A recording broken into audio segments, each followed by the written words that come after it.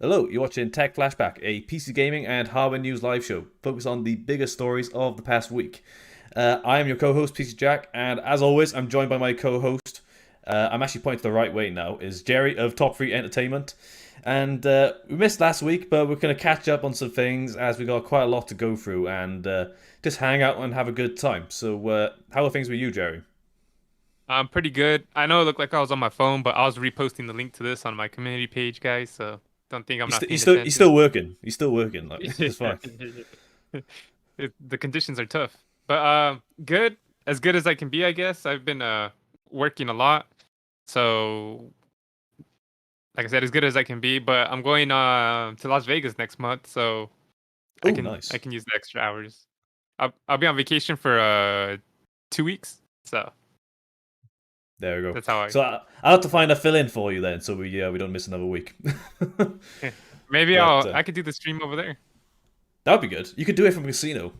So you're like, sorry guys, Yeah. we got stuff to talk about, but let me just roll a couple of dice a sec. Just here we go. I Fine. mean, like, it But doesn't count. I was recording. If I lose my yeah, money. sorry. Like there's the thing where like, can you like count cards like while streaming? You have to figure that out. That's a whole different dispute. But I don't know. Right, we got people popping up in the chat. Here we go. So we got. I'm doing this right because I remember speaking to this guy in the Discord. But I'm gonna go RGG. I think that's what you clarified from the RGG. last stream. So Nvidia crying right now. I think that's something we're gonna have to address later in the stream anyway. But hope you're doing well and thanks for tuning in. So it's nice to have you here. Yeah, we got. It's been an absolutely crazy 2 weeks. We got a lot to go through for Yeah. today's stream, but. Just thought we'd like warm things up with just like a general chit chat as we normally do in the beginning. So one thing I did want to bring up just before we get into things is that this is also kind of like a semi sort of celebration because as of this was last week I think, Tech Flashback has been going for over a year now. So that's pretty cool. So I just thought I'd bring that up, and of course we also have to bring up that Jerry, your dog is on stream as the official Tech Flashback mascot. How's Let's she doing? go. She's doing fine. She's waiting for her paycheck. I got her a new little harness, actually. Oh, nice. Oh, wow, that's pretty cool. That's It's a awesome. How knockoff Burberry. does the job though, doesn't it? So it's all right. Yes, sir. But taking on plenty of walks, keeping it nice and well Oh, yeah. fed, well Oh, hydrated, yeah. all that good stuff. Nice. Yeah, she got fat, man. I don't know. I don't know if she gained any weight, but she looks a lot chubbier. But it's all right. Sign of a happy dog. I think it's okay then. Yeah, yeah. But, But yeah, how how's was the? the Oh, how's the wedding go for it. hunting going, man? Very good. We're making some pretty big progress this week in that we've basically locked down the venue because obviously we're having it in the church and then we're picking a venue after and we've chosen the venue that we're going for. So we're getting the deposit for that sorted this week and yeah, so very exciting. So aiming for the beginning of September next year and then it's just getting the ball rolling on all the other details. But it's looking very good at the moment. So Do you have any super chats to help with donate for the marriage? They're well, pricey. I don't mean to beg, but like, yeah, guys, when it's kind of expensive, so feel free to submit those super chats or like join on the Patreon. Like, it all goes to a good place, and also like it funds like stuff like the show as well, which is also pretty good. But yeah, weddings Are can be expensive. are you guys getting is it a Catholic wedding? Like I think I've asked this before, but I forgot. No, it'd just be like a Christian A church Christian. wedding. That makes Okay, sense. cool. Yeah, so like a very traditional British Christian wedding, I guess. I would suppose. I But don't know what that means, but all right. well, I'm not a church goer, so I can't really comment too much Yeah. on it. But like, it's a fairly traditional way in it to be in the like for a British wedding, if that makes sense. But it's looking promising so far. So it's just going through all the little bits and details and getting some good progress. But getting the venue finalized within 2 months of getting engaged, I would say, is a pretty good bit of progress. I would say. Yeah. My my wife wants to get into us renting some camera equipment. Not really like equipment, but like have you seen those videos where like people take the 360 photos at like parties and weddings and stuff Oh yeah, and yeah, I've seen those. stuff like that? My wife wants to buy one of those and rent them out to weddings and stuff and parties. Would you have to provide other like video services, not just the 360 degree shots? Or is that like that's a Uh, dedicated service in itself? that's a dedicated little thing you can rent out for Oh, parties. okay. They're like $8,000 though, man. Jesus. That Yeah, that's what I expensive. said. Wow. But you can charge 200, or no, maybe it's 1,800. I remember there was an $8,000 one, but I think it was a bunch of stuff. But you could charge like 200 for like 4 hours. Wow. So That is pretty good going. Well, weddings are a very lucrative business to get into. So I think yeah, so that's why we're kind of she's going the right way when it comes to that, I think, anyway. So that's all right on because there. we we wanted to eventually buy some land and build on it and have like a salon, like a venue, Oh, okay. Nice. and eventually charge people to like have activities there, events. That's something we kind of want to do because Yeah. our venue was $5,000 where we got married at, Oh, okay. and that's for the weekend, and there's 4 weekends in a month, so what, $20,000 a month? Fair enough. That's Yeah. that's not bad. That's why we're like, why don't we do this? We're like, this is genius. Well, I can bring it up on the stream if anyone is curious. But this is the place where we're getting married. You'll see it pop up in a moment, Jerry. Yeah. But Just it's don't put no address, just pictures. yeah, it's just pictures. Like no one's gonna find me here. It's totally fine. But gives people like a certain idea of how it sort of looks. But it's pretty smart as it goes for like a general wedding venue local to us. It's got the usual sort of thing with like the generic fairy light shit, all that stuff going on. You know, all the good stuff that goes for like a romantic venue. What we Yeah, got? Yeah, that's nice. that's a Well, pretty nice looking we're place, I all think, invited, right? overall. You'll What put was that? we're all invited. You'll put the directions in the Discord. Yeah, that's coming up shortly. All right, nice, nice. Yeah, everyone's welcome, obviously. Like, but you have to pay for your own drinks. My bad. Oh, bro. I'm trying to remember how much my bartender was, but we had free drinks, Oh and wow.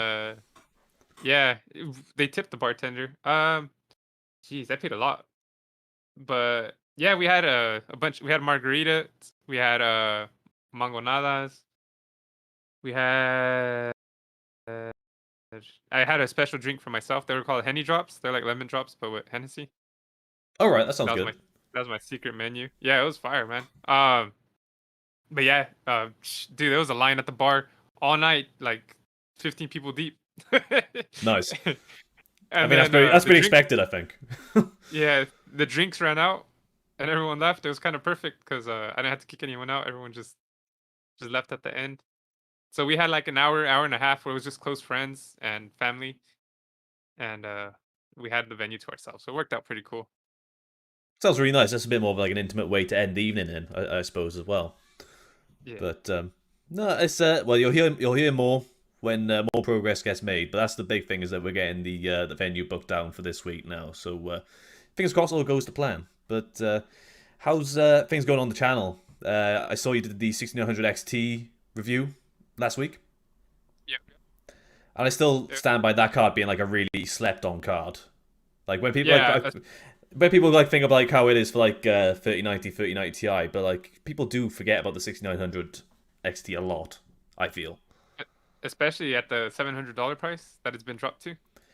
there's some really good pricing on what's it called for AMD right now. They're dropping like crazily right now.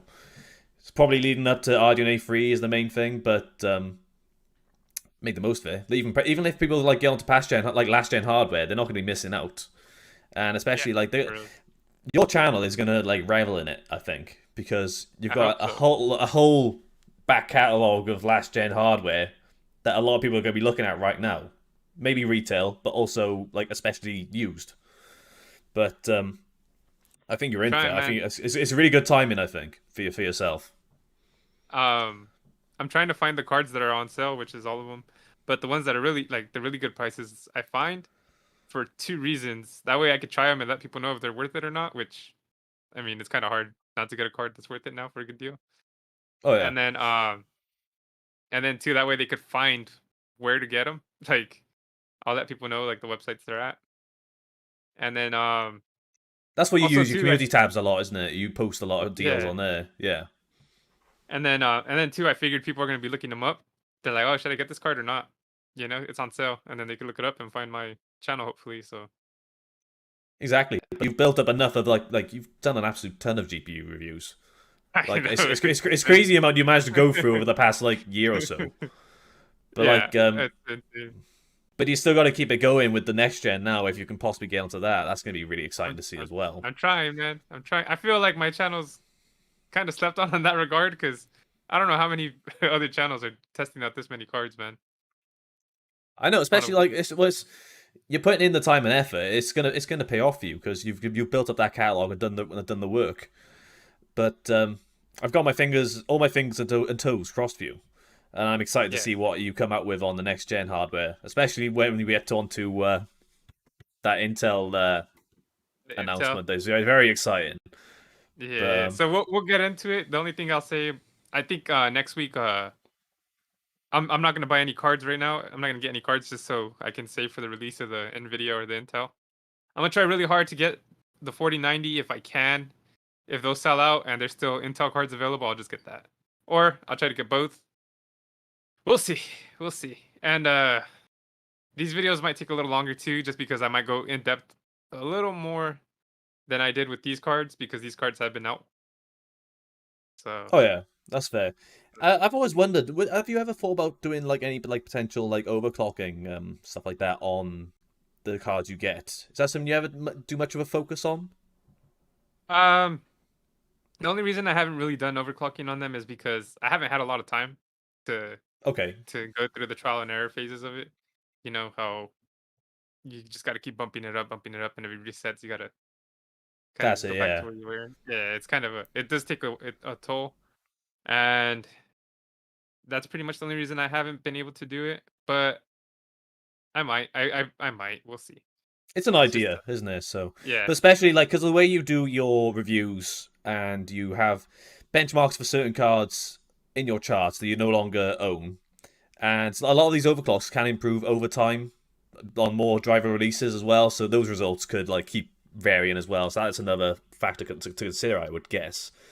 yeah, But and then at default, the cards might all be the same, but some cards will probably obviously overclock better than other cards too. They could handle more power delivery as well, so that'd be a big difference too. Like the 6900 XT, it was a 16 pin. Um, and a lot of the 6900s that I have tested, they're 24 pin sockets. So obviously those can handle a lot more power. So right, those probably overclock better. But it's fair. So, I like I mean, said, it's still something to consider though. yeah. Just checking now. Twanas has popped up in the chat. The Henry drops were good. So you got another. Oh, the Henny. I didn't see the typo there. He was just going back to the Henny shots you were saying about on there, and he helped the bartender. Okay, that's promising to know. How's the build coming along? Was it Twana's build I'm thinking of? It's Or Piece of the other Us? guy. A piece of us. It was Piece of Us. Sorry, Flanders that's who I was thinking of. Flanders was the best man at my wedding actually. Hmm. um, but it's all right. We're just saving money for it. We haven't got any new parts or nothing, but there's not too much of a rush with everything else coming out. We're kind of when we get Oh more yeah, money and a really good deal pops up, we'll hop on it. But we'll see. Um, yeah, we'll see. that's cool. So what have you got lined up for this week then? Um, I'm probably gonna do a video on XS Intel XS. I'm gonna try out the Oh, okay, this Friday that's coming out. I have the 6800 XT, the XFX Merc, nice. and then after that, next week's video, like I said, I'm gonna try to save money, so I'll just do I'll try out different GPUs on Intel XS and see how that works and how the quality is on that compared to I guess DLSS and FSR. The only game that I know that has it is Tomb Raider. I haven't really looked into it, and I have that game, so why not? I think Death Stranding is another one that has it as well. Death Stranding. Okay, we talked about Um, this because I can't remember the other games that have it currently, but I no, that don't sounds have good Death though. Stranding. Yeah. No, I was just throwing that out there. That's another game that I Yeah. know has it, I think, but I can't think of any other ones that have it currently. But no, sounds good though. Like I'm keen to see because I haven't really done too much on or looked at many videos on XCSS or whatever it's called. Yeah. You've So been waiting for me, huh? I have. Yeah, you'll be All right. the first video I watch when it comes to that new upscaling technology. Hell yeah. Pizza is here now. Here we go. So he was no Pizza, but I did start my Tarantino journey. Yes, we talked about this ages ago. So what did you Yeah. watch? I want to know. What was the Tarantino film that you chose to pop your cherry with? What was it? He said he's gonna go in order. He watched Reservoir Dogs, and he just Oh, watched okay, Pulp Fiction. nice. So That is yeah, he said he a liked. good film to go for. I think he said he liked Pulp Fiction, and Reservoir Dogs as well. Nice. That's you can't go wrong with that. It's once you get to like I don't know what you would class as like peak Tarantino, but I say Pulp like Fiction. maybe yeah, I suppose. That's my favorite one. I do like his westerns, but he's only done the two westerns. But like I do quite like a western film anyway. So Django Yeah. Unchained and The Hateful Eight, I do really enjoy those. Okay. But nice. I'm glad you finally got onto the Tarantino train. It is definitely a train worth jumping onto. The But Violent Train it's a very violent with train. with nice Oh, dialogue. very lengthy and nice dialogue as well. Where they'll spend an entire like hour talking about a cheeseburger from France or some bollocks. I don't know. And then the train blows up. Yeah. That's good. Tim Roth and his wife like takes over a cafe. That's what it is. But never mind. So how about we talk about some of the big the biggest thing I wanted to get into for today was going to be some of the things we've discovered with Ryzen 7000 as it's been absolutely chaotic since the launch and reviews last week. So how have you been feeling on the reception to Ryzen 7000 series? Um, One of the bigger complaints that I see that can apply to everyone is the price. People are Yes. saying it's too expensive, and I think that's kind of weird because they're the same price as last gen CPUs. But I've got the prices be here. I'll just put them up on the screen so everyone can see though. okay, But yeah, sorry, go ahead. I was gonna say, but people said last gen were too expensive as well. So I guess I could kind of understand from that point. Well, Um, if we look at the if we go from the stack down, the 7950X is cheaper than the 5950X at launch by $100. So that's pretty cool. 7900X, 5900X is the same. Okay. 7700X compared to the 5800X is about $50 cheaper. So again, that's oh no, yeah, $50 cheaper. So that's a little bit lower. It's the 7600X is the biggest like difficult one to contend with, I think. But I don't think the problem so much is with the value on the CPUs themselves, because I think they're priced somewhat in this ballpark of where you would expect. It's everything else that comes along with it, because it's not like I can upgrade from my 3900 XT on my B450 system to a 7000 series CPU. I have to get a new motherboard. I have to get new memory. And those are where I think that's where the value proposition is getting really like skewed off. So and especially if you look at the X670 pricing going at the moment, it's absolutely crazy. yeah. It's way overboard. Have you had a look at any boards in particular, or you just know like roughly Um, what you've been looking at? yeah, I've just been seeing them from time to time. What's the cheapest starting at like $300 for a motherboard? I I think I think saw that's one go for 289. Oh, this is in the UK though, but let's.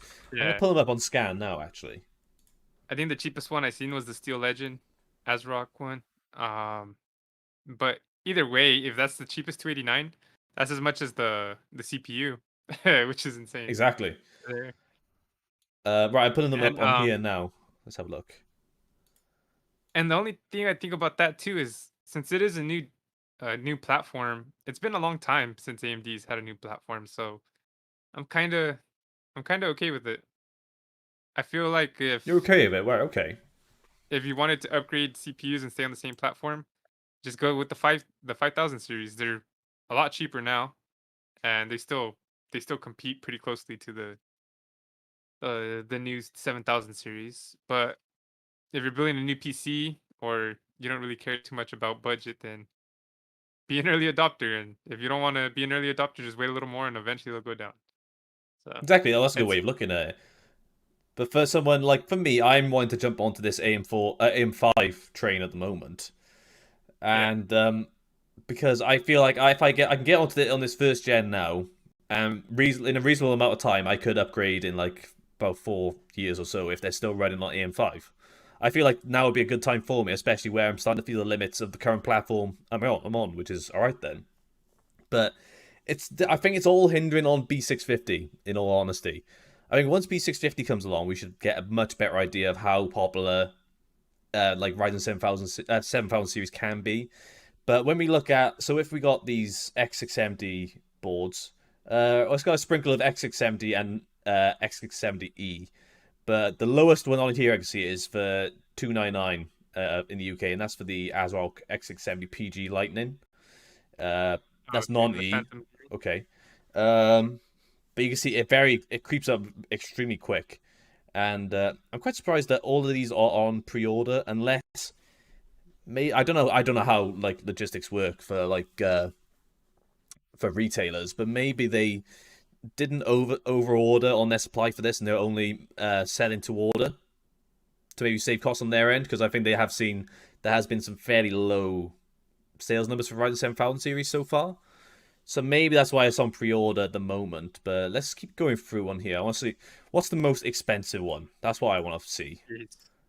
I think like Oh, $1,000, eleven close. hundred, 1100. The MSI Ace X670E, which is going for £897. 890. Huh. Ooh, that's pretty hefty for a motherboard. But I think this is one of the ones that I looked at in I think it was in a Buildside video a couple of weeks ago, where you could basically find no justification for the actual price on this motherboard. This motherboard purely exists because someone bought a motherboard for this price on last gen for MSI for like Z690, and they thought, yep, we can definitely sell another one of these just because it's an absolutely absurd motherboard. The Uh, Look up the Asus ROG crosshairs, the X670Es. crosshair, where's that on here? Let's have a look. Let me put it back to high, because that's obviously going to be one of the highest cost ones on here. Where we got the crosshairs? Where we got? Right, they're not popping up on here. Oh, I can see we got the X670E Gene crosshair. That's the M80X one. I can't see the other ones popping up at the moment. Have a little Google, not Google search, X670E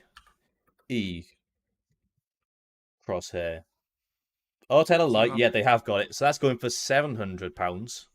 700 pounds. Huh. I guess the what is this? Singapore. I guess in Singapore they're selling for a lot more for some reason. How much is it in Singapore? It says 1100 and has a dollar sign. So Oh, is that American dollars? yeah, it shows a dollar sign. So I'm assuming over there they're going for that much. That's Uh, Let me check Newegg. Yeah, Newegg is $1,000. oh right, okay. But obviously Yeah. this is like well, actually no, for you in the US that doesn't even include taxes. I'm guessing. Yeah, Yeah, but you know what? Let me that's see. out on after, isn't it? Yeah, this is on back order too. Shipped by Newegg, sold by Newegg. Yeah, $999. So yeah, $1,000 for the X670E Extreme. The E Extreme. That's hilarious. The Extreme Yeah. Extreme. Extreme, extreme. This is one of the things that's been a big gripe for, for X670. But when we look at these, those are obviously the ones that they know, like, the justification for buying those motherboards is that you have money to burn. But the ones Yeah. that are more, like, are more interesting to look at is more when we get this sort of, like, I want to say $300 to $500 range, because that is where you're getting more on the consumer level. But even then, it's just really it's a difficult sell Yeah. when considering you can get Z690 for like 200 ish nowadays. I'm pretty sure you get Z690 for a fairly decent price now. Because I bought a Z690 Tomahawk DDR4 model for 280, and that was about a month or two after launch.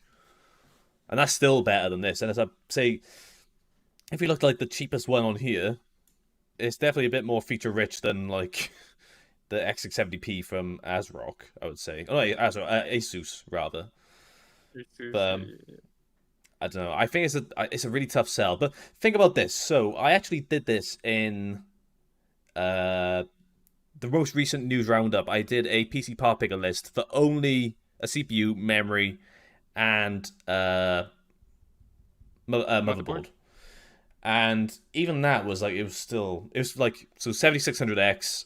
I can't remember what the motherboard was, but it was one I picked like a £300 one, and then I went for a kit of it was 6000 megahertz DDR5 because that's what AMD is advertising as the sweet spot for Ryzen 7000 series currently. Much like how it was 3600 speed DDR4 on last gen. I think that's correct for 5000 series. Yeah, Yeah, in terms of 6,000 like, megahertz is pretty high. but we're talking DDR5 now. It gets a Yeah, bit, it gets a little loose when you think about the timings. Then after that, but anyway, but that's what they were saying as the sweet spot. So I chose that for the memory, and I wonder if it would. I might have the part picker list still pop up. Let's have a little look. Oh yeah, I've still got it on my part picker list, and oh well, I've lost the memory because that's not showing a price now, unless I change it to UK. So it's back up. So for just memory, motherboard, and CPU, you're looking at £871. That is pretty. You haven't yeah. bought anything else yet. You can buy a budget board for a budget PC for that. So I think that's the dilemma that Ryzen 7000 series is currently in at the moment. But just picking up from the chat now. So Rugby Gaming, isn't there an MSI Godlike or Gigabyte Extreme listed yet? I don't remember seeing one just now when I was looking. Maybe that's getting staggered, but usually they would go with their like flagships quite Yeah, early. well, they had. You said they had the Ace, right? I mean, is that supposed to be? Let's try and find the Godlike X670, see if that's popping up. Uh, ooh, oh, actually, no, I was getting confused then. Yeah. £1,600, but it also includes a kit of memory and an AIO. Right here it says out of stock, sold by Newegg, shipped by Newegg. MSI Meg X670E Godlike, $1,300. Oh, I tell you what, ignore me. It's gonna pop up on the stream, but it's not the X670. I didn't realize it says the Z690. So this is the other one I was thinking about earlier when we were looking at the Ace. So that's my bad. So they don't seem to have that listed on scan currently. By Extreme, what Aorus Extreme? Whoops, I forgot to type in X670 now. A whole bunch of. Are you gonna test out the the 790? Z790. I haven't really decided yet. If I'm being honest, I doubt I will. I don't think I'd get onto that. The Aorus Extreme X670E is $700, which is still pretty pricey. Well, I've just found the X670E on PC Part Picker, and it's going for 1,300 from Newegg, which is pretty. That's pretty high. Yeah, so that's obviously from the US. It's not. I can't. I don't know if there's anything for the UK. Let's switch it up. Nothing in the UK. So it hasn't reached us yet. It's still just in the US, I'm guessing. These are all backordered for the most part too. They're either out of stock or backordered. So do you think because of the low sales, they've kind of like held off and decided they'll only order when demand is there? Maybe limited quantity. Yeah, I could see that. I've never worked retail, so I don't know if that is the case for something like that. Maybe. Yeah. Let me see.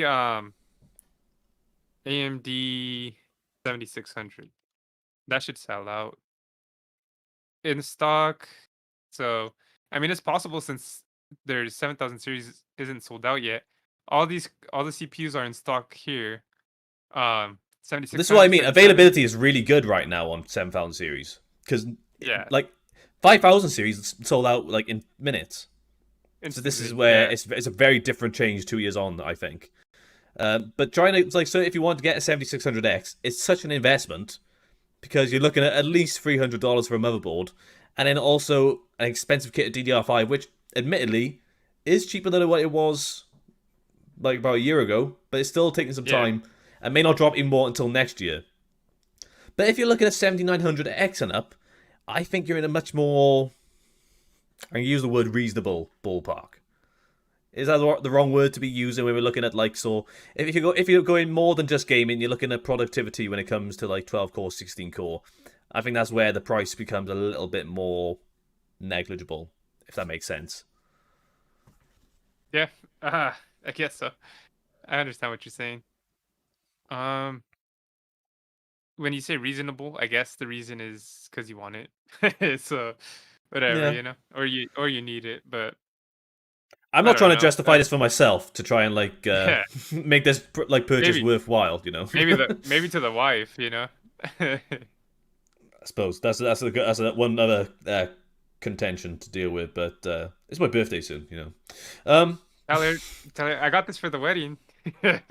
exactly. God, like, I have reached out to a couple of. I did nearly have some luck getting a review sample for B660 from MSI, and nice. they seemed pretty well on board to send it out. And then I heard nothing. So I did try them again. I was like, "Hey guys, remember you were really like interested in sending me B660? What about X670 or B650? You know, just keep me in the loop." So I tried reaching out. Maybe we'll have some luck. Who knows? Maybe they'll be generous enough and send out some sort of sample. But that might be wishful thinking. But Yeah, like fingers crossed. I would yeah I am still waiting on B650, which at the moment I think is coming out on the 10th of October potentially. I know there was supposed to be some sort of information going out on it today, but I I haven't think seen anything the pop up. I think the cheapest B650 card that I saw was $200, and I feel like that's still a lot for that being the budget, more of a budget I motherboard. remember B550 was quite expensive at the time, but B550 was really late to the table because X670 came out in 2019 when Ryzen 3000 series came out. Uh, it may not have even been out in time for the launch of 3000 series because I think I think there was a big dispute with BIOS updates at the time because it was like you're relying on 400 series chipsets to actually support a Ryzen 3000 series CPU. But then X570 did come out maybe like August, September 2019, perhaps. But then B550 didn't come out until like the sort of tail end of. It might have been just around the launch of Ryzen 5000 series. So it was kind of in a weird position when that first came out. And I do remember people were saying it was more expensive than it should have been for around the time. So it could be a similar thing with B650. But I've seen a couple pop up on videocards.com here. These are MSI ones starting at 189 for US. Um, Here we go. So we got a couple listed on pricing but here. So if we go, this is descended on here now. So if we go for the cheapest on here, so if you went for the MSI Pro B650MA Wi-Fi, you're looking 189. The B650P Wi-Fi 209. Then you got the Mortar Wi-Fi model for 220. Then you're looking at so the tail end there, where it's getting the most expensive, is the Carbon Wi-Fi, which is usually the more on that like sort of skew is the more like expensive model. But that's good for 329, which is a little bit more than I would yeah, go 320. for that. I say 329 for B650 is crazy when you consider last gen was like um the X570s were going for around that price for a good motherboard. So Oh yeah, and what's but then and what's the cheapest X670? $300. Was it the that Prime P? so why go for a Right. B650 Carbon Wi-Fi for $320 when you can get an X670 for $300? That's But that one's bare boned with not a lot of aesthetics. The carbon looks pretty nice and has a little more premium touch to it. So that's the trade-off there, I guess. I but guess if you're not going to be using all the the other thing as well though is it says this is the B650 Carbon Wi-Fi. It doesn't say if it's the B650E motherboard. So how much is the carbon E motherboard? That's even more concerning. We got Yeah, any I don't more know. on here? That's No. yeah, because one of them says 650i, 650. I don't know, man. We'll see when that comes out. It's crazy. It is expensive, but But my that's current it's thought always. is Sorry, go on. Say, like I said earlier, it's always expensive to be an early adopter, though, for every new tech. That's the problem. The other thing that's cropped up as well, I don't know if you've seen, is there's a lot of issues with. I don't know if this was like for press more so than consumer, but issues with BIOS versions. Like a lot of people were having to flash the BIOS like out of the box before even having a stable system. Uh, so I know that was the case for like Gamers Nexus and I don't know, there's a couple of other YouTubers I saw had to do just a BIOS flashback to get a stable system. But after that, it was rock solid. It was fine. I don't know if that's the case for retail currently, but that's another thing that's a bit more concerning. And the one thing that everyone's going to have to contend with is the long first posts. I think did we talk about this a couple of weeks ago with how long it takes for post on I X670 don't. with DDR5? I'm not too sure. I can't I remember. You don't might think. have. I'm not I'd 100 say, percent sure, but yeah, it's cropping up that it could take like up to like 10 minutes to post on some motherboards, yeah, which which is which crazy. I would say it's not too bad if it only happened like the first time you booted it up. But if you clear the CMOS and all that, it does have to go through it again for another like 10 minutes, which is pretty terrible if you're the like you know how you were talking about overclocking earlier? Oh yeah, If it's a if nightmare if you're into memory overclocking or any yeah, so if overclocking. you, Yeah, just yeah, so if you crash your system trying to overclock or something, change your settings, you're gonna have to wait another 10 minutes to do it, and that's where you're gonna kill a lot of time. So I guess if you're yeah. testing GPUs, don't overclock them on the X670s. Just stick with the X570s. Oh yeah. uh, there is one trick around that. You could actually like do your first post with one stick of memory. That could solve the issue, so you like take a little less time. But like some people they like to max out their memory slots. Some poor PC builder like doing their first ever build is like right maxing out this with like 4 DIMMs, and they're like, I've been waiting for this system to post for like 2 days now. Just By the but they're time not it's done, realizing the 770 is gonna come out.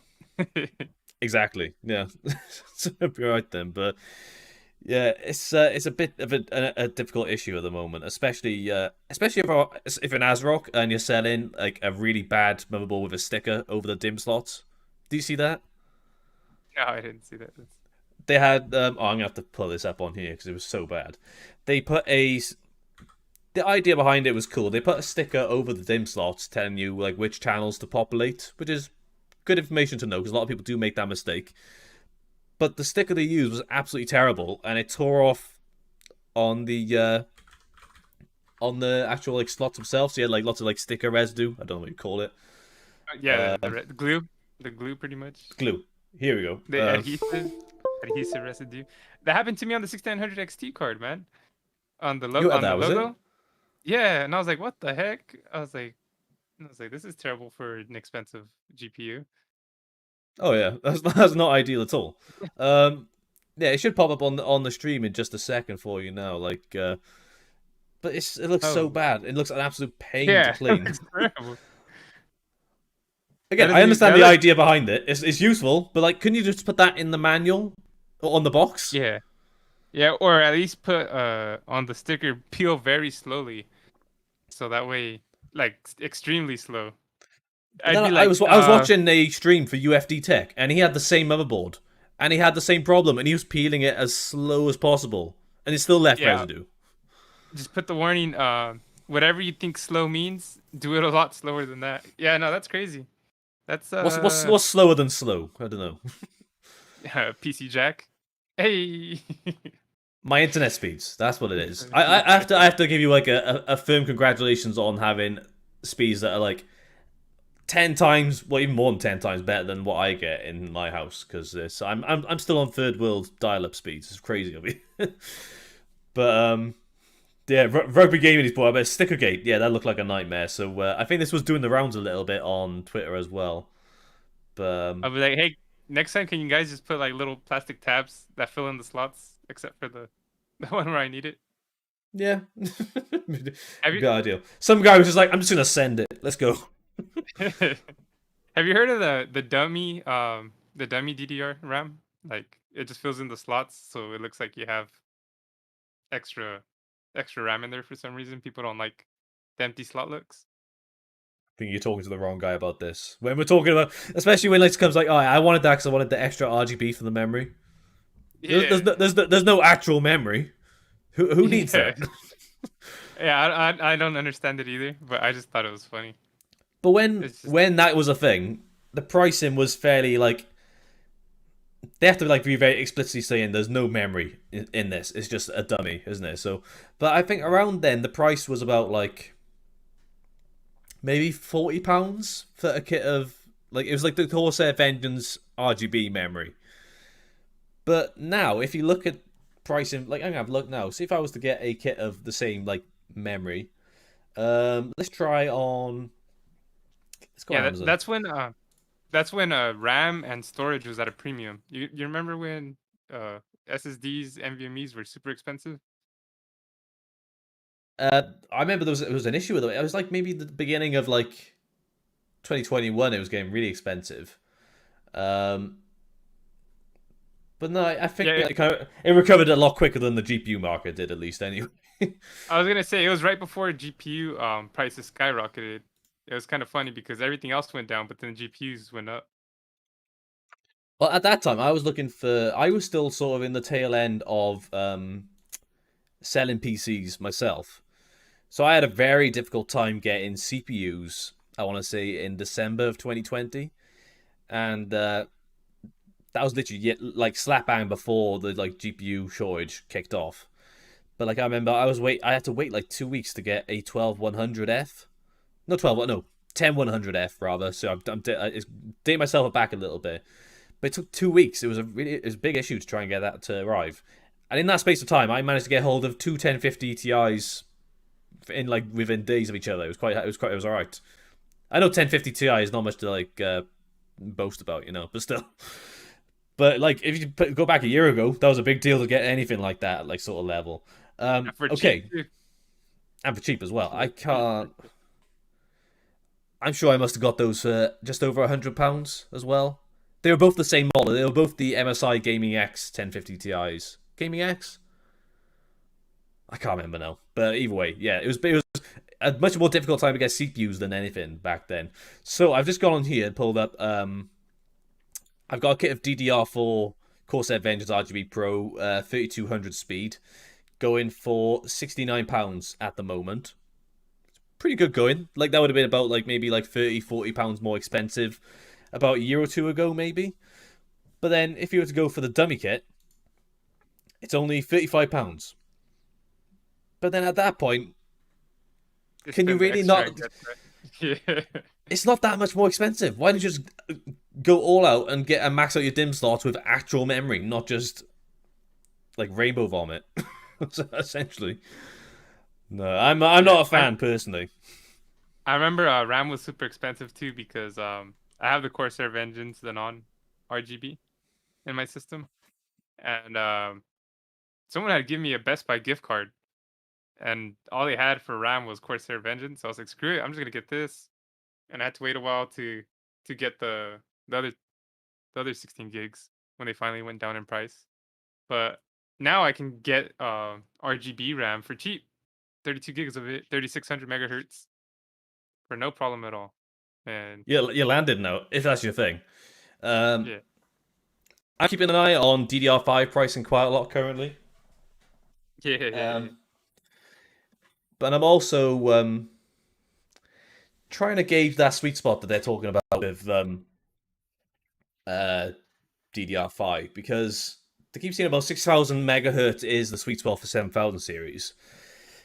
But yeah, you can get some better deals on sort of DDR5 around the 5,200 mark, I think.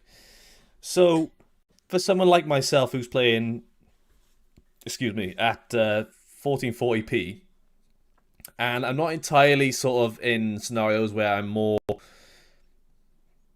like CPU bound for more high refresh gaming, if that makes sense. So would that additional speed, the 6,000 megahertz, would get me, help me much? For productivity, it could be a completely different like uh, like question anyway. Quality. But Yeah. that's something to like figure out. But if I can find like some, I need to do some more research on the actual performance game compared to 5200 megahertz to 6,000. But Yeah. I don't know for I don't think there'll be too much of a difference, man. The especially a 1440p, I would think. Yeah. In 1080p, I think the difference would be a lot more stark. But 1440, not sure. Maybe for that new But Bethesda game, you might need it, but yeah, but they'll probably lock it to 60 anyway, like they did with all their other games. yeah. But I don't know. There's a lot. People probably hearing some USB dropouts going on. I don't know what's going on. This is another issue I need to deal with. I've got USB dropouts happening for some reason. I think it may be a KVM I've started using because I've been setting up for that overclocking stream. So if guys hear like a USB dropout, things are fine. It's just my system being silly. um, but yeah, when it comes to Ryzen 7000 series though, it's still there's a lot to consider. The one last thing I would bring up on Ryzen 7000 in particular is the issues for thermals. Is this something you've looked at as well? I haven't looked too much into it. The last I saw was at stock settings, it hits 95 degrees and it stays at that. So, for the people in the chat, what we should probably clarify is why it's hitting that temperature. And yeah, Twan has just spotted about the USB thing. That's my bad. If it happens again, I think it's the KVM. I'll unplug it just to deal with that after.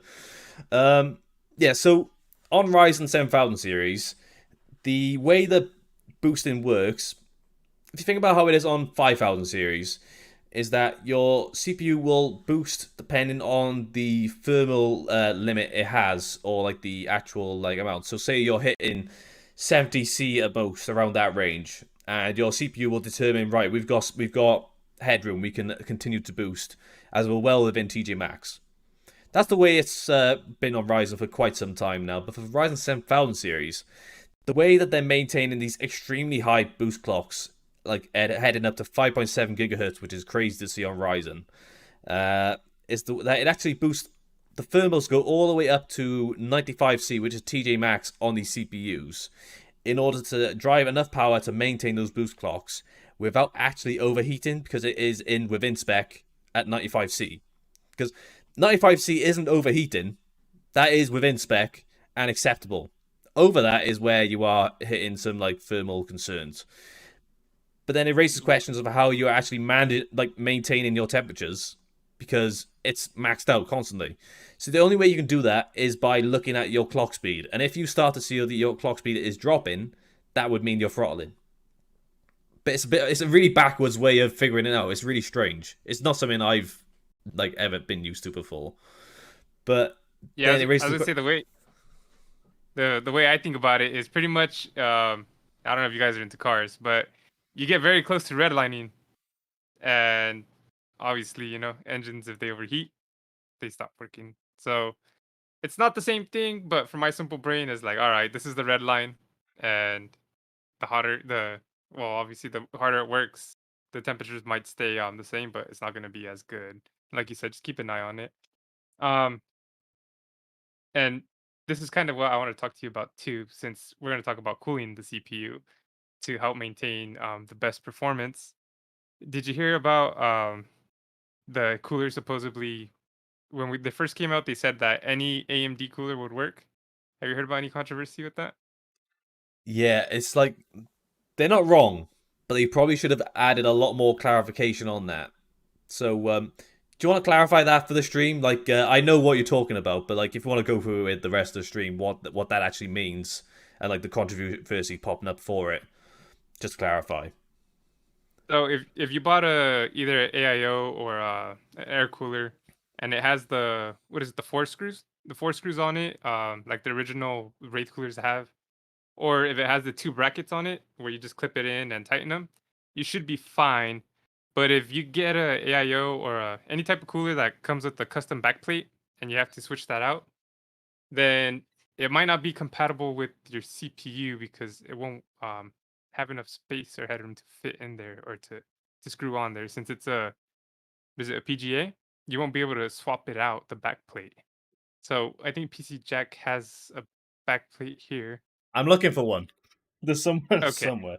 Here we go. And so if you have to switch Go. out a back plate for it, it's not going to be able to work since the pins, the whole socket is on the motherboard. And do you know what brand that is? It'd be kind of nice to tell people. So a lot of them do come with those clips already mounted. A lot should be fine, but the certain coolers that come with the customizable backplate, if you have one of those, you might have to check to see if it'll work or not, which I don't think it will. But I'm not sure if they're gonna confirm on websites whether AI coolers are gonna be compatible with the 7000 series chips or not. Yeah, so I thought I had a backplate going that I could demonstrate on here, but I can't seem to find one handy at the moment.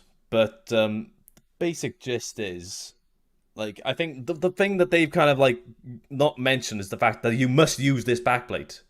I think that's the big problem, isn't it? So if we take, for example, now, I know for a fact a cooler that doesn't use the AM4 backplate is the Hyper 212 from Cooler Master. So would you like? So the way you'd have to install that, you'd have to literally uninstall the mounting the lever. What am I saying now? The mounting mechanism for the CPU, isn't it? That's what it is. You'd have to unplug, unsocket that, which is a whole different ball game. I wouldn't want to be particularly dealing with like removing the actual retention system for the CPU, especially for LGA. That's a bit of an issue in itself, unless you're into these like direct contact frames, which became quite popular on Alder Lake as well. Did you see those pop up?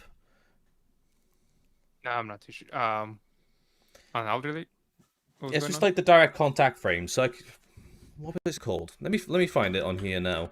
But basically, there are replacements specifically to do with the. There's a lot of issues with 12th gen CPUs bending because of the like the way Oh, like they're yeah, I know designed. what you're talking about now. Yeah, That's it. Yeah, they sell the little aftermarket ones, ranging from like $20 to like $70, depending on who you get them from.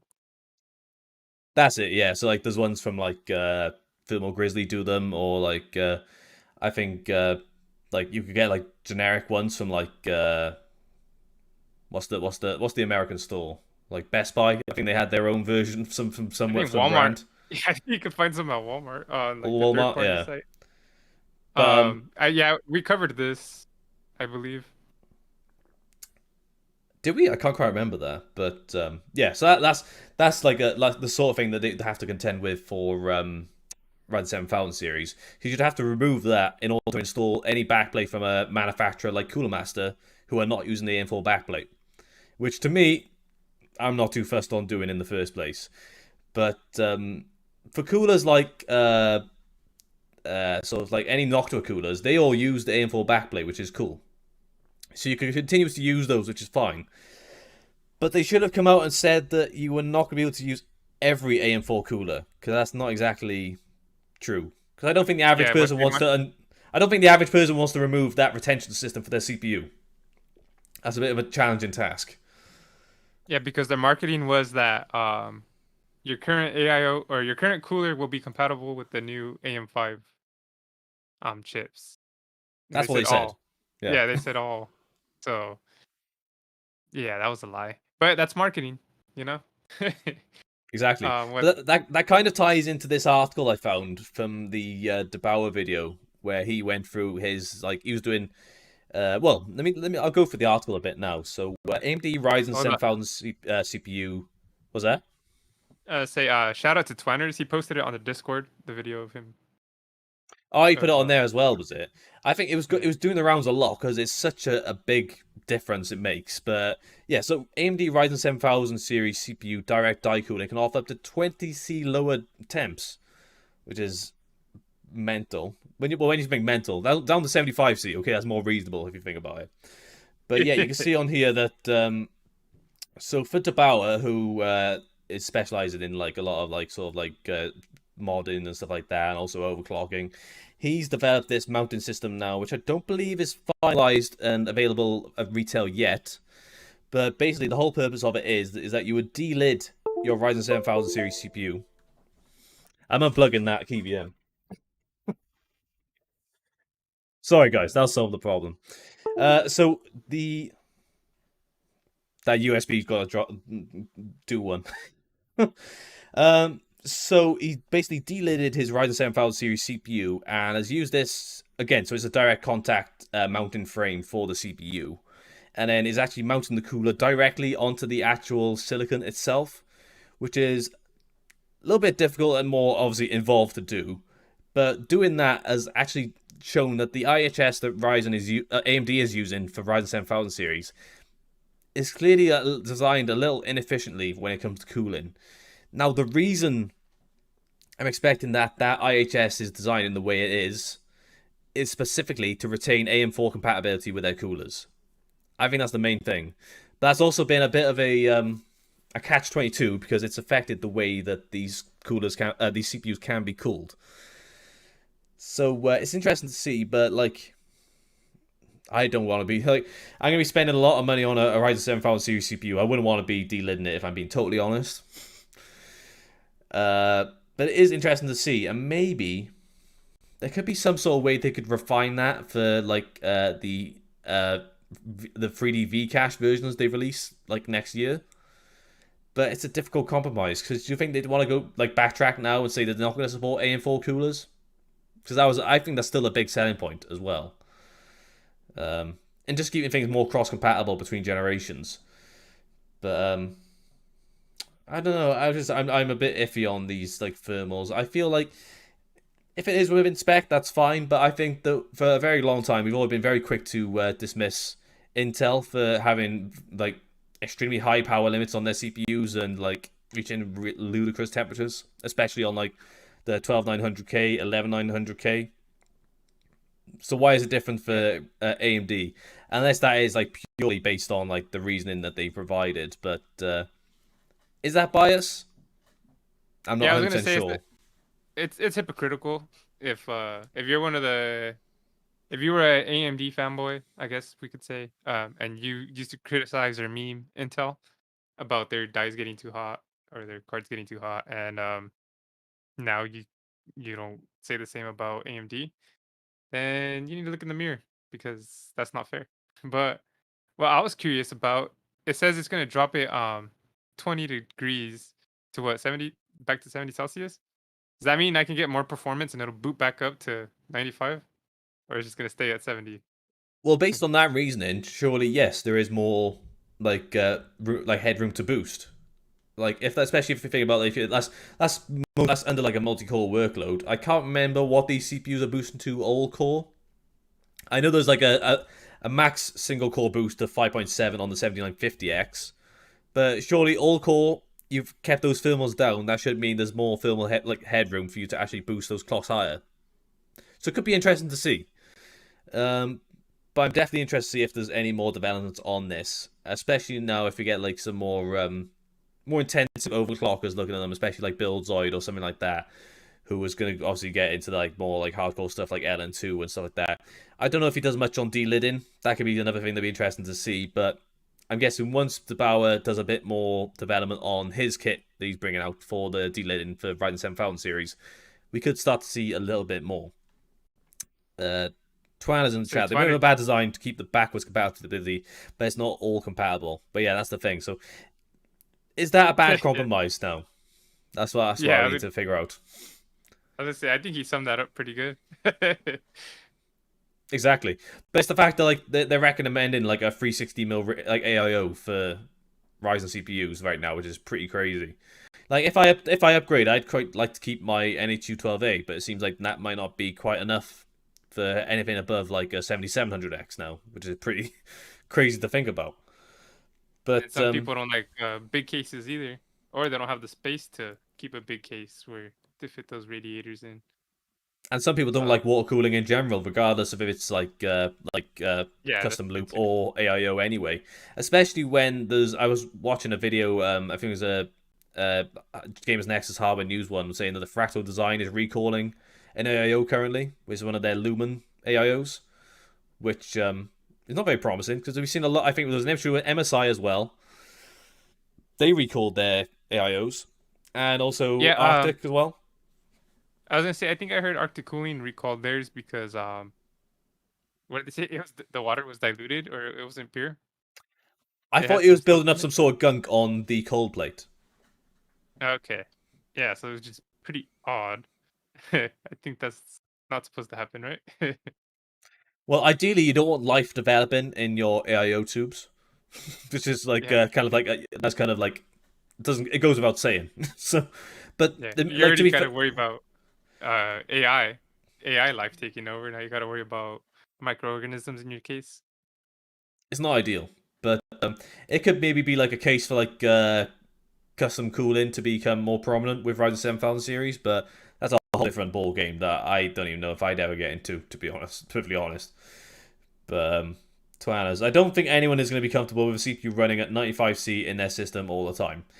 And yeah, that's the other thing we need to figure out is if that is actually going to be a problem long term, because they're saying like Yeah, again they're saying it's within spec, but like if your intended yeah, use case is to run a system that's rendering for multiple hours per day, is that going to significantly degrade the lifespan of that CPU after a certain amount of years? I don't know, yeah. and Like, is that's it not made something out you of? can test. You can't test for that like very quickly as well. Yeah, did they like strengthen what these CPUs are made out of, or is there anything different about them, or does it still have the same characteristics as old CPUs? Like you said, will that help degrade it much faster?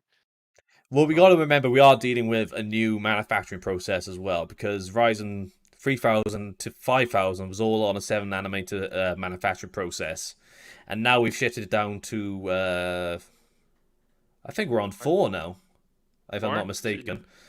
So that's a lot more concentrated heat in a much smaller die area, which is a bit like it's going to be more of a challenge in itself to cool it anyway. But it's still, I think a lot of these factors, like I'm just noticing now. I think we've gone on about Ryzen 7000 series for like nearly an hour now. So I'm trying to drawing this to like a close unless there's anything else you want to add.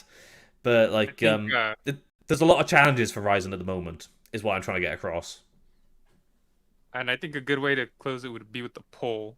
If you guys could let us know whether you're rocking a AIO or you're rocking a air cooler or you're just rocking the stock cooler that comes with your CPU. That'd be something interesting I'd like to see. Or maybe even throw in a custom water loop. I would do a poll, but I've unplugged my KVM, so I have no keyboard plugged in. That's what's causing the KVM dropouts. The All right. USB dropouts. Well, if you're watching this, just let us know in the chat Just drop in the what chat. type of cooler you're using. Brand, 240 millimeter, 360 millimeter, dual fan air cooler, single fan air cooler. Let us know. Well, you can I'm go first, interested in Jerry. what What are you using? I'm using the 360 millimeter AIO, Cooler Master Was it the Liquid MO ML. liquid? Yeah, that's it. Yeah, the ML360. I had to look at the box to remember the ridiculous name on these. Nice. I've Oh, speaking of that, I have actually tried to request a sample for 360 AIO specifically for testing Ryzen 7000 series. So I have asked Be Quiet if they would fancy sending out Oh, a me too, dude. 360. Oh, sweet. We have so much in common. It's crazy. I got no response. All I got was this is a response saying we got your email. Don't reply.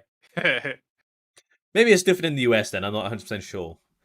But like, well, they sent me a 240 before. Like, could you just add Yeah. another 120 to that? Just and then that'd be much appreciated. Yeah. But no, for me personally, I'm using a Noctua NH212A Chromax in my main system. So I'm in the air camp currently.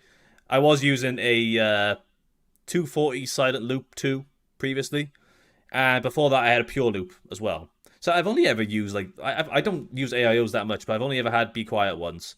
I've worked with like a couple of other ones, like Corsair and Cooler Master ones, but for my personal system, I've only ever used Be Quiet ones. This is quite strange. We got some popping up in the chat though, so we got yes, Twanner's got the EK 360 mil AIO. I like the EK IOs. There's something about the actual look on those I quite like. And And rugby you gaming. could always So go you on. could always trust EK to make nice products too, reliable products. So that's the reasoning Twiners went with the AIO, the EK one. He's like, well, they make great water cooling parts, so why not make a great AIO parts? Exactly. That's spot on like consideration for that. And rugby gaming just got a Deep Castle 360 IO with a push pull config. Ooh, that is nice. That's something I wanted to do a video on. I'm just thinking about like I haven't really experimented much with push pull on AIOs. And if anyone saw the pictures I put up from the overclocking setup I've been working on from the weekend, they would have seen I've done like a really overkill push pull config for a 5600G. I only did it because I was like, well, I got the Noctua fans lying around. I may as well Yeah. just to see. But I wouldn't mind doing an actual dedicated like testing video, looking at that myself for like again for Ryzen 7000 especially. Just if that additional like airflow does help at all, maybe. But that's pretty good. I was gonna. I don't envy his cable management though, because that's a lot of cable managing to do. Yeah, I got the same thing on my Yeah, I was gonna ask you guys, are you guys using them as exhaust? I wasn't able to mount mine on top, so my radiator's in the front of my case. So technically, that push pull that I am using is pulling in hotter air since the radiator's there than I would like. But I have Hmm. nowhere else to really mount it, and I get good temps anyway, so it doesn't really make too much of a difference.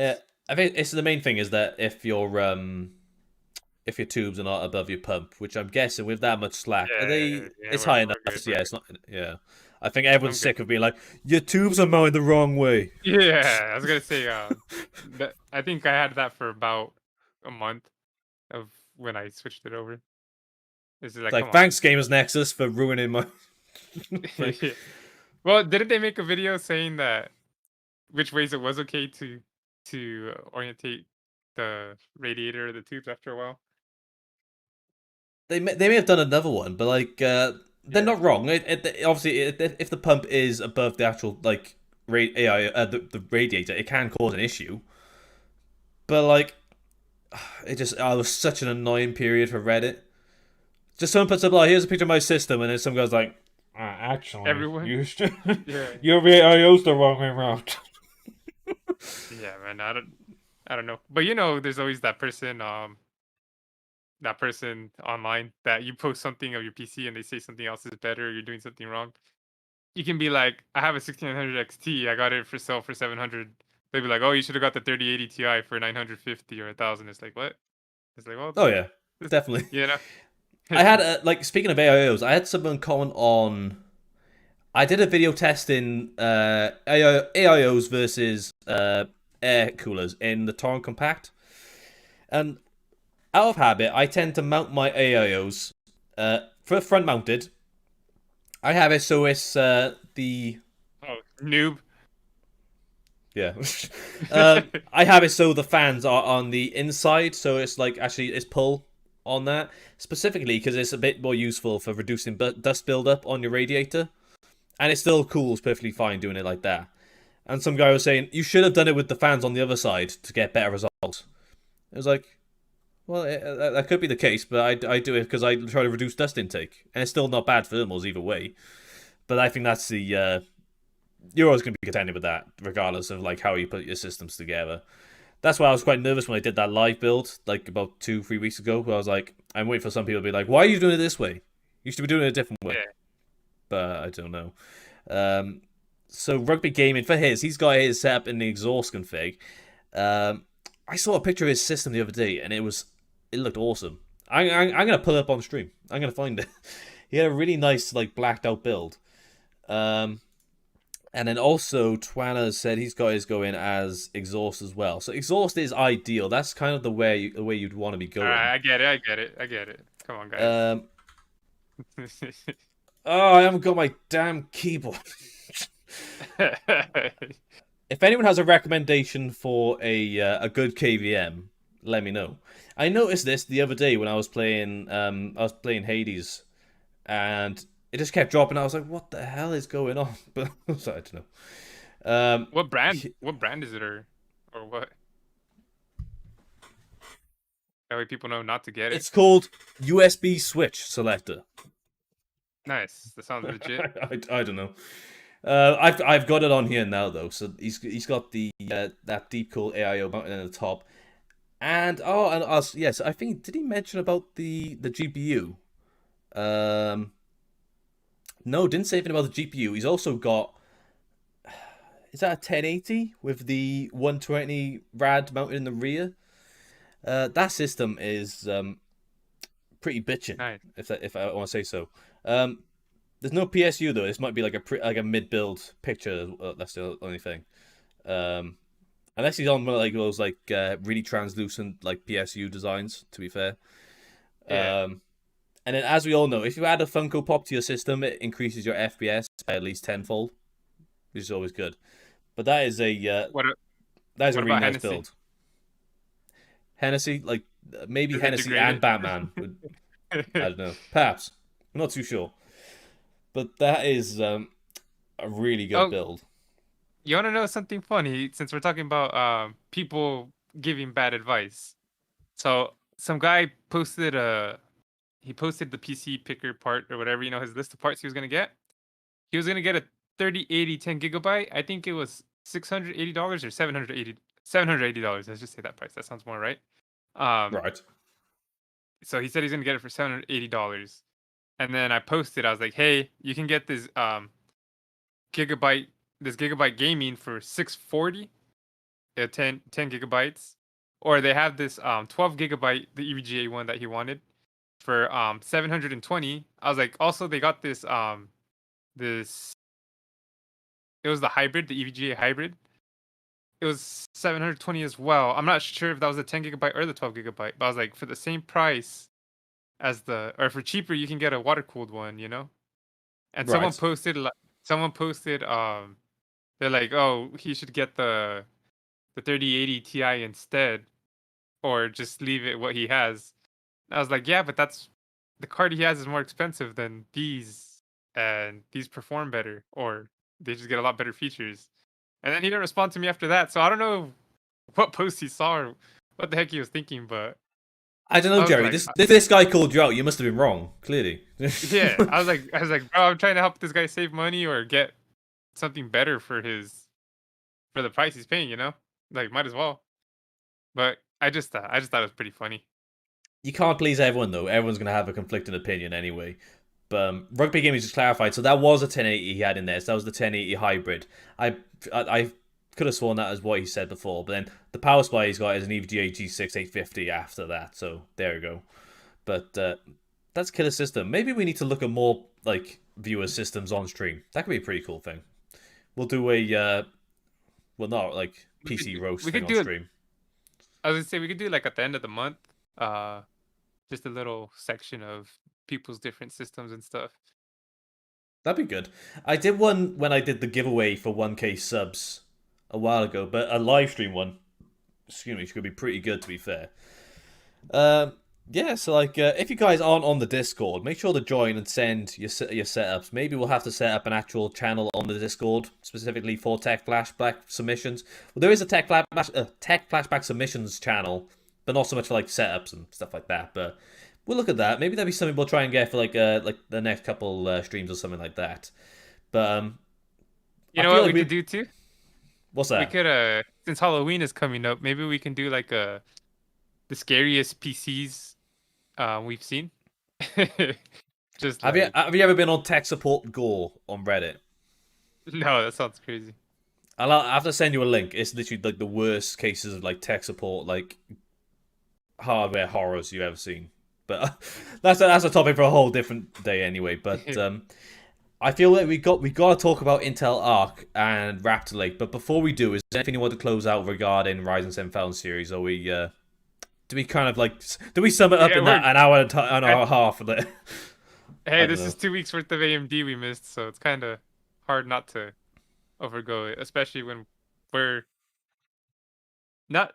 I don't know if we're AMD fanboys, but we're AMD enthusiasts for sure. So it's kind of hard not to go on a tangent I'm about just a it. PC enthusiast. I use it all. Yeah, I've got an Intel system. I've got an AMD me system. too. So it's all right. Yeah. But yeah, let's draw it at a close at Ryzen because we'll be blue in the face if we talk about it anymore. So I think we have to finally it finally happened, Jerry. Intel Arc is actually coming out. Is On that what crazy? day? Yeah. But what's Let's do even it. crazier is the day they released it. Oh yeah, that's a whole different question we need to actually address in here now. But yeah, so if you guys aren't aware, we can see on here that Intel has announced not only 13th gen Raptor Lake, but they've finally announced Intel Arc A770 GPUs are coming on October 12th. The day came. I didn't think it was ever going to happen. Like everyone was saying that Arc was cancelled. Me and Jerry were like fully like, nah, guys, we believe you. It's definitely going to be coming. We'll stick with you along with it. It's totally fine. All the doubters and the haters saying, nah, it's not going to happen. But yeah, so we have a release date for Arc. It's coming out on October 12th. And you may be asking yourself, is there anything else going on that day as well? And yes, you'd be right because the RTX 4090 is coming out on the exact same day. That's a very interesting place to be putting yourself in for your first GPU launch. So, yeah, some additional info as well, just to say that the A770 is going to be launching for $329, which actually puts it in a very interesting position when we look at how the RTX 4090 is going to fare only next week. Next week is October 12th, if I'm not Yes, mistaken. yes, Uh, sir. Next Wednesday. So I But told you I gotta save money for them. exactly. Gonna have to So, sell my dog. like, I'm really happy that we don't have to keep like sort of like theorizing on when Arc will come out and like what they need to do. It's finally coming, maybe a bit later than we would have liked, ideally. But yeah, how are you feeling, Jerry? Now that we finally know these GPUs aren't just just paper, like they exist now. They're coming. We're not going to wait much longer. So the Arc A770 limited edition was 349. The non-limited edition is 329. The difference between the limited edition and the regular is it has extra VRAM and it has RGB lighting, right? I I believe believe so. that's Yeah, okay. We it's haven't the one seen they them had on the yet, so WAN we can't show. confirm. I thought they had on the Yeah, WAN show. Yeah, was it? yeah. So it's not limited edition as in only. It's not a special edition. It's just called limited edition. That's the tier it's called. So don't Right. think that they're making only a certain amount of them or something like that. It's kind of odd, but eh, cars do that a lot. They make the limited edition version of their cars, and it's just a different tier. It might be the best tier or the worst tier, actually, which is kind of interesting. It it, Right. it might mean limited, like it's limited in specs, but that's not the case here. Um, it's interesting at the price 350. The competition is going to go against. They keep saying in the charts. I don't know if you have them here. They keep showing it going against the Nvidia cards, but they don't really show it going against the AMD cards, which is interesting. Um, because I, AMD's cards are a lot cheaper, and I don't know if they're gonna be able to go to so for 350. Here in the US, that's a 6650 XT. That's a 1080p card for at ultra settings. Um, you might be able to get a 6700 for 370. I haven't been keeping up too much on those prices. So you might be able to get a 6700. I'm not sure if that's the 10 gigabyte and the non XT, but it's going to be competing with that. And that's actually a pretty good card for 1440p gaming. So we shall see how that does. But on the Nvidia side, you're going to be going toe to toe with 3060, which is not as ideal to but me because the thing that excites me on that though is more so because like Nvidia is like really not targeting that segment currently, but yeah, Intel is. I think that's why they timed it so well with the RTX 4090, because there's a yeah, lot of people that are really burnt out on Nvidia, like going really high on their every next GPU. gen. So was that? I said every GPU is expensive for the Nvidia. The 3050, I think they're $300, which is Oh terrible. yeah. But like when So we look at their 4000 series now, because we got like of course we got the RTX 4080 16 gigabyte, the RTX 4080 12 gigabyte, the RTX 4080 10 gigabyte, and the 8 gigabyte 4080, and yeah. If it's got 4080 on there, that means it's the real deal. You know, that's what it is. It's not a 4070, yeah, so maybe. so the 4090 is coming out that day, and they're not coming out with the 4060. that same day or anytime soon. Anyways, there's no plans, or they haven't revealed that yet. So it's trying to take that market is like, well, if you're gonna get the 4090, you're gonna buy it anyways. But if you're looking for a cheap GPU, why not get this new Arc A770? I think it's been But timed really well, though. I think they're trying to yeah, capitalize on that timing where that market isn't really being looked at when it comes to like the more lower end. But it is weird that they're not trying to compare themselves to AMD, which they're very much which a fan of doing so when it comes to their CPUs. But GPUs, they're like, no, let's just focus on Nvidia for now, and then we'll we'll think about AMD after that. But uh, who? who's that? I don't know who that is. Like, Yeah, I don't know. But if they were to look at like so, like if they're going A770 up against the RTX 3060, which they've reported on for quite a while now, when they did that, like the ray tracing benchmarks compared. Um, but then, like, why are they not discussing anything when it comes to like the 6600, 6600 XT and 6650 XT, which are all going to compete fairly closely, I would expect, with the A770. But especially it's using XS if it's available for the AMD cards as well, and depending on the image quality on those GPUs, whatever you say about Intel, like, hey, yeah, it might be par for par with the AMD card, but you can use XS to get better frames. It's like, yeah, I can, but I could also use that same software to give me more frames on my AMD card. Hmm.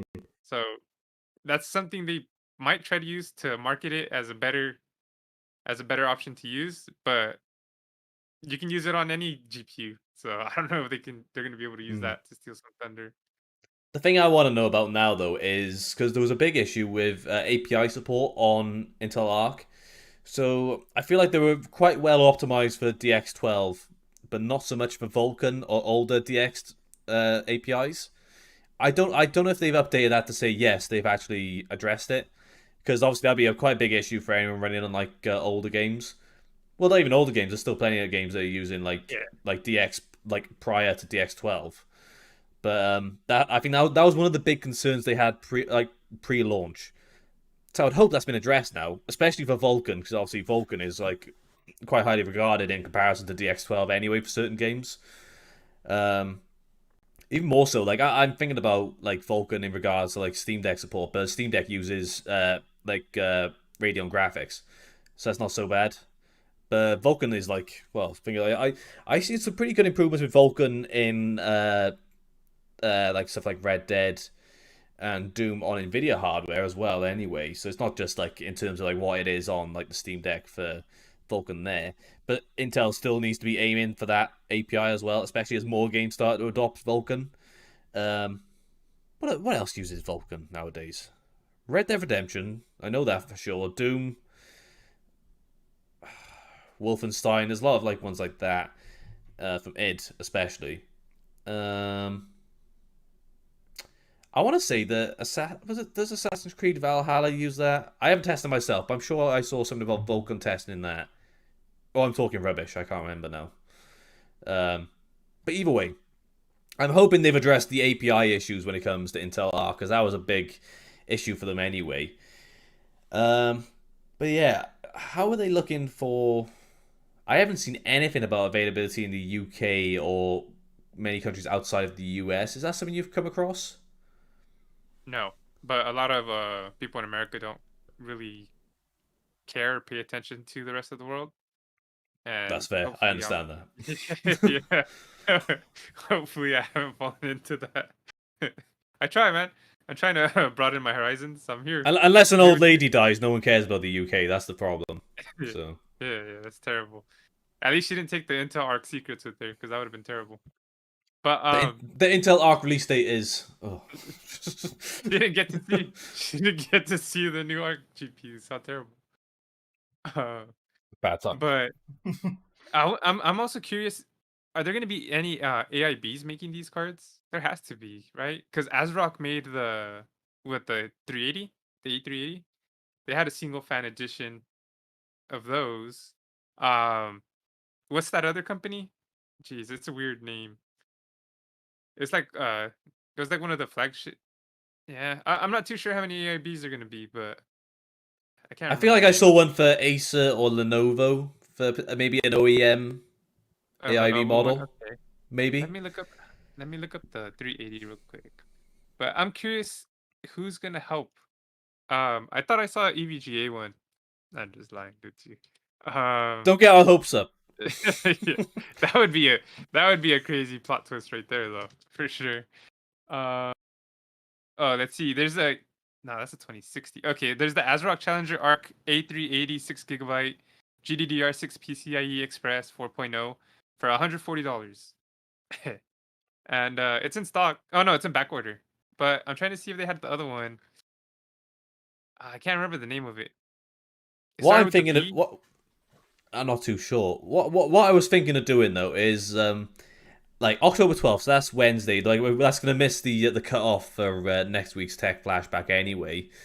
But like maybe for the week after, or like maybe give it a week or two, and we'll take a look at not just how these are faring for Intel Arc and RTX 40 series, but see how it's also reflecting on last gen hardware as well. Could be something interesting to take a look at, especially because we do tend to revisit it and take a look at how retail pricing is looking in both the US and the UK. Because it is quite interesting to see this, like the difference, and it's going to be really interesting once these new cards come out, because they're still trying to dump as much RTX 30 series hardware as possible. They've still got they've got like an abundance of that going. That's why they were still like, oh yeah, and if you don't want a 4080 or a 4090, you could always just like buy a 30 series card. Let me try and open this one you've got in here. You're gonna move upwards in the stream a second, but let's just Okay, open that that's up. fine. That's not the one I Um, was talking about, but I saw that on what is that guy? UK Tech, something like that. What's his name? Technics, is that it? Yeah, it's one of theirs. I saw them post this on the Twitter. That's the one I was But thinking of. Oh, that's not Predator. That's not what I'm talking about though. But Oh, it Ace. starts. That's the Acer one. Sorry, what's the one you were referring to? Um, I can't find it right now. It starts with the B, I think. Sorry. It's My not this brain one. is It just says so. Bifrost. Is it no? Maybe is it?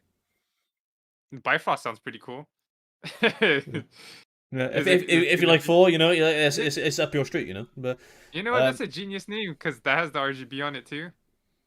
If you have the oh yeah, Bifrost. looks a little bit like that, I suppose.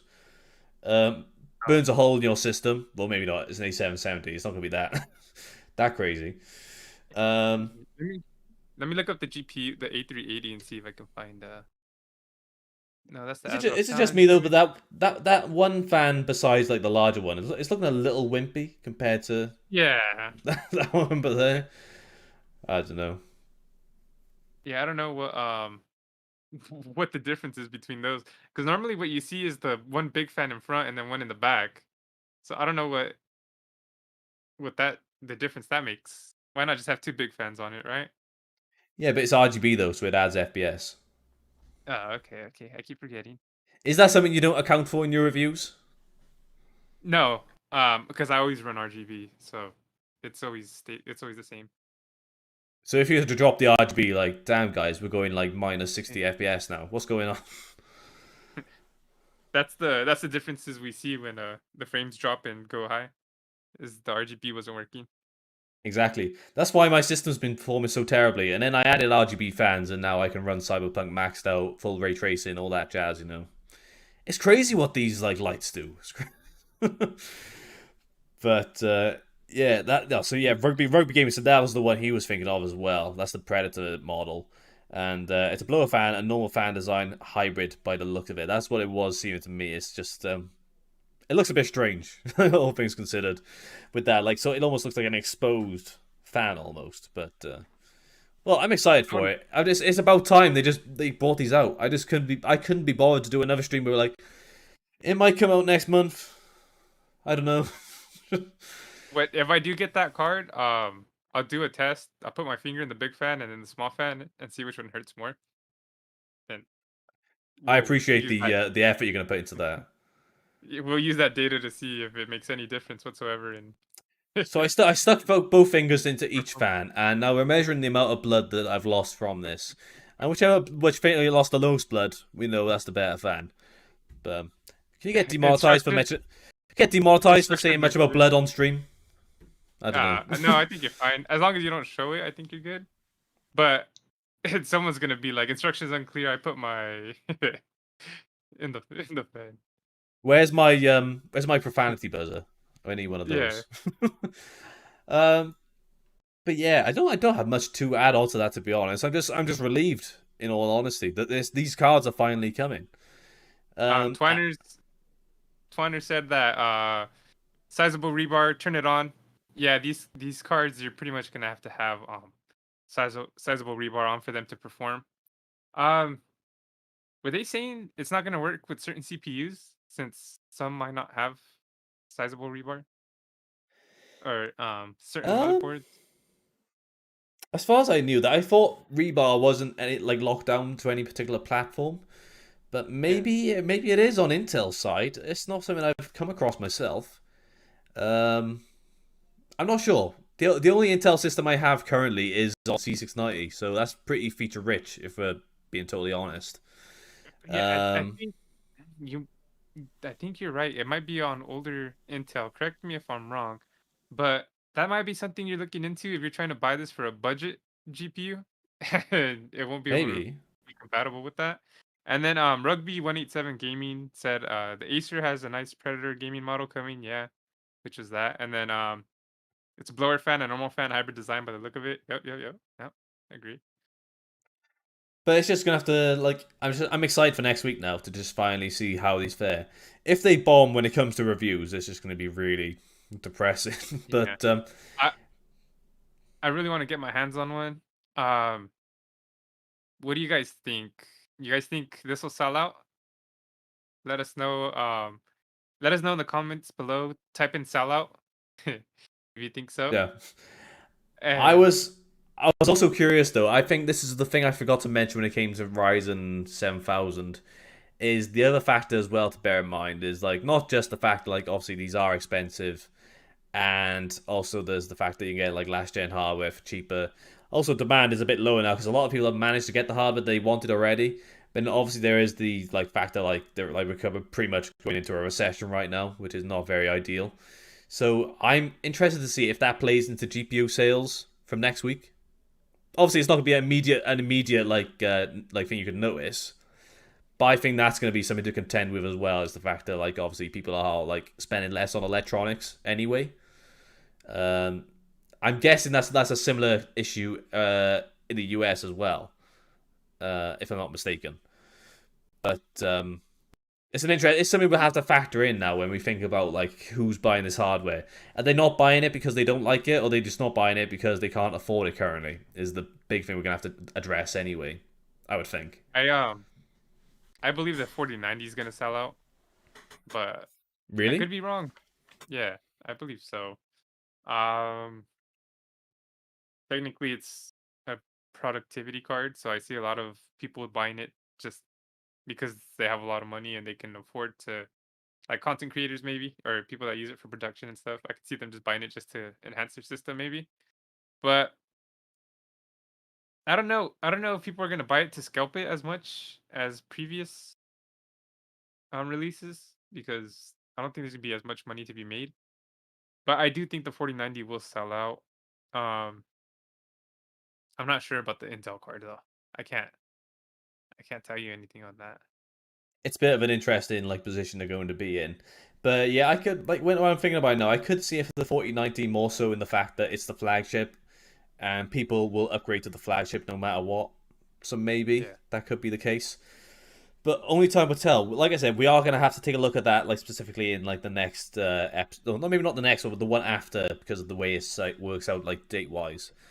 But and I also was gonna. we'll look at last gen as well at the same I time. was gonna say. I For a quick second, I was like, oh, I might have to buy a new PSU, but I realized that I have the little adapter so I can run two PSUs at once. So Oh, yeah, totally fine. As long as you have yeah, you need a case that supports the two power supplies, but that's a whole different discussion anyway. yeah, I was gonna say, so I'll be able to run it. That's fine. I'll use a single PSU just for the 4090 if I have to. I'm good. Yeah, it works out totally fine. It's totally okay anyway. But I can't believe we've gone for like over an hour and a half and only technically done like two topics. If that- I think it works out though, but I am gonna have to get onto like the last topic now just before we close things out. But like, I only wanted to briefly mention it, and it's just well because we brought it up a couple of weeks ago because we were on the cusp of Stadia being like no more, and then that was written off. But now it is the case. Stadia is officially dead. So we just got this article from BBC on here. It just basically says so Google to close Stadia cloud service and refund gamers. So if you guys are out of the loop, I think you're all pretty aware that Stadia's had its fair set of challenges since it first launched. And as we can see on here, they've said that it will no longer be a part of Google's plan moving forward. It says Google has announced plans to shut down its Stadia cloud gaming service and refund players. Stadia was touted as a Netflix for games when it launched in November 2019. Wow, really that long ago? I didn't realize it's been out that long. Allowing players to stream games online without owning a console. But the service will now come to an end on 18th of January 2023 because of a lack of traction with gamers. I think it's put on there. Google has promised refunds to players who purchase the Stadia controller, as well as any games or add-on content. It said it estimates those refunds will be completed by mid-January. So, yeah, in a move that everyone saw coming, it has finally happened. Now, Jerry, did you say you tried Stadia at all? Or am I misremembering when They, we last spoke? they gave me like a free 3-month trial, and I never used it. They literally gave me it for free, and I didn't use it. So I think that pretty much goes to show how good that service was. Just gave it to you and you're like, nah, bro. I'm good.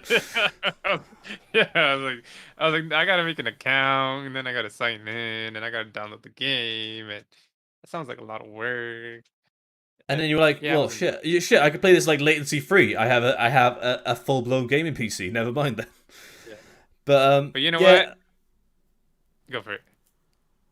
I was just say like I'm really like I'd like to say I was surprised by it, but I'm not. Like I Yeah, just knew it was coming, and we saw this in advance. We saw this a couple of weeks ago, a month ago maybe at yeah, this point.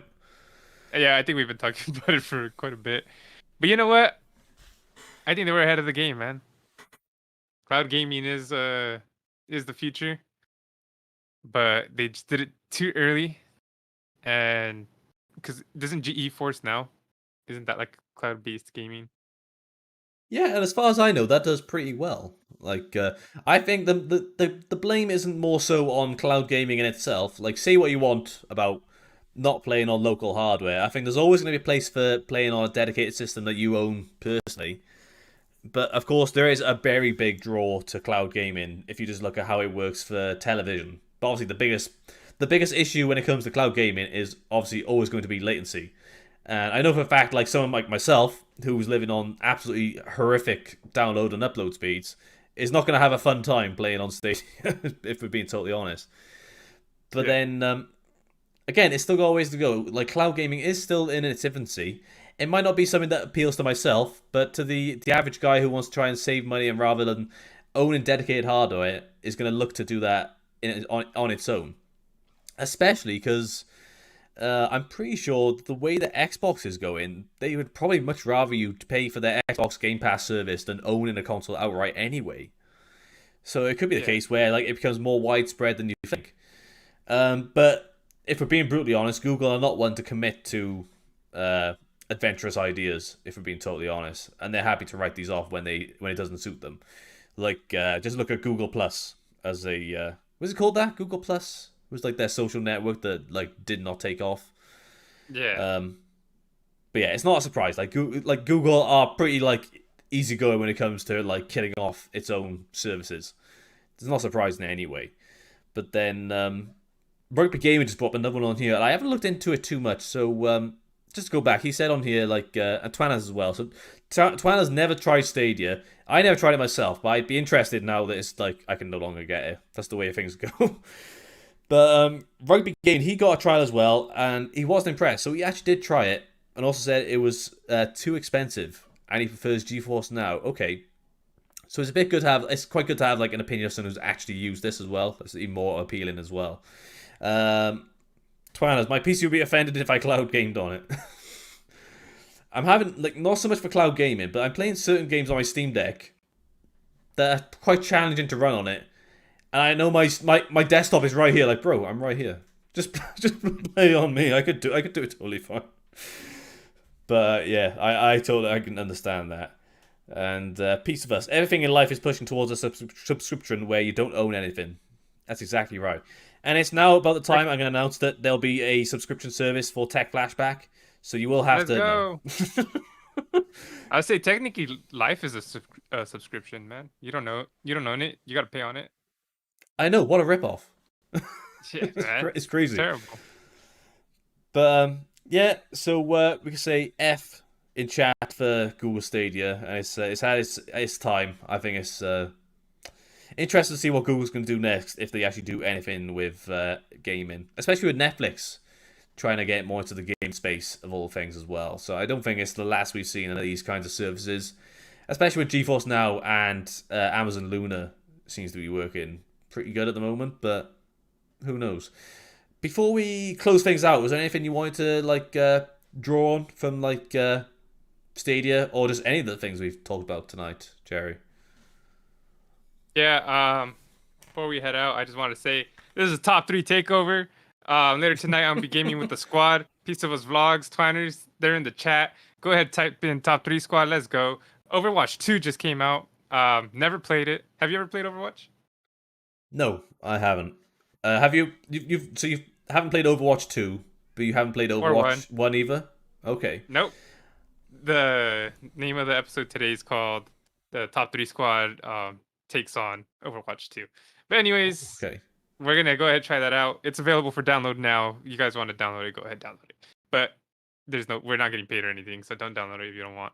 And yeah, I'm gonna go ahead and try that later today. Hopefully, we'll see what happens.